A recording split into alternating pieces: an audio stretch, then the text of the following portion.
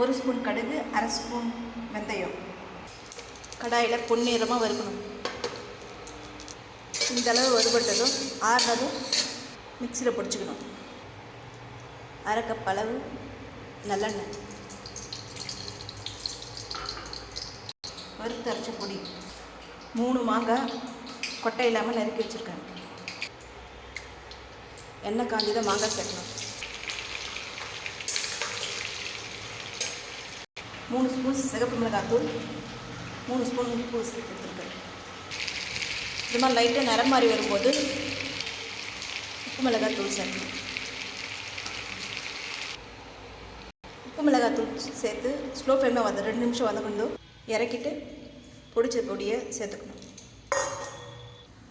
Mix பண்ணி பரிமாற வேண்டியது தான். ஃப்ரிட்ஜில் வச்சோம், டெய்லி யூஸ் பண்ணிக்கலாம். இன்ஸ்டன்ட்